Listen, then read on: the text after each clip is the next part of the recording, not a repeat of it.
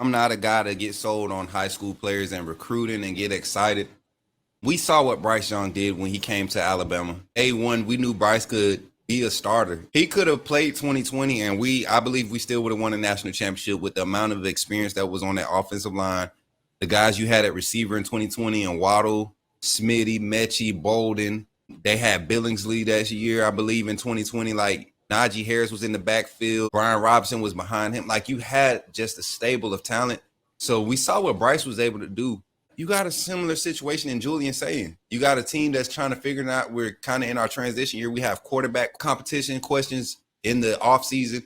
So it's one of those things where, man, I'm so excited. I got to watch Julian Sayins live. And yes, it was a 707 passing camp competition, but you're talking about a competition with out of the top 100 recruits, 64 of those top 100 recruits were at this OT7 competition, this 707 passing camp.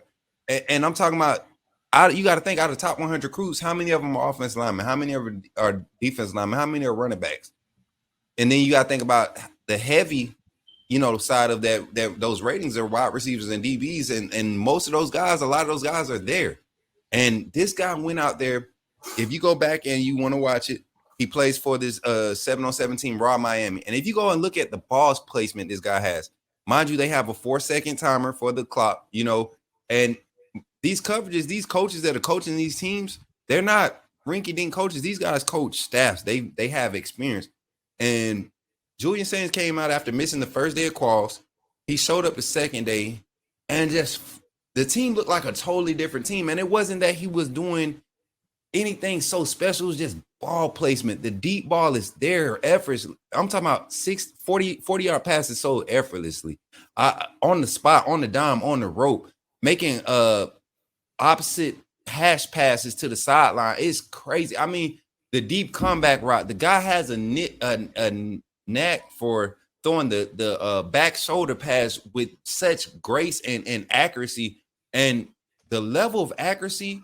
And if he's able to go and jump on a team like that after only, not practicing with them for 7-8 months since January, to come in and go with that team and help them win that competition for the weekend after only playing with them for a day, guys, I think we have something special in Julian Sayin. The guy has the build. He has the talent. The mental part, I don't think he's going to enroll early. And when you see guys like that, we have so many questions in the quarterback room. I don't care if Jalen Miro goes out. If Jalen Miro doesn't go out and throw for 4,500 yards this year or 5,000 yards, 30 plus 35 touchdowns, if we don't have 1,000-yard receivers this year with whatever quarterback, Julian Sayins will be our next quarterback. That's my bold prediction. That's my bold take. That's my hot take on Julian Sayins. He is that good, guys. He is official. Bryce Young was good. I feel like Sayins is better than Young, man. I said it.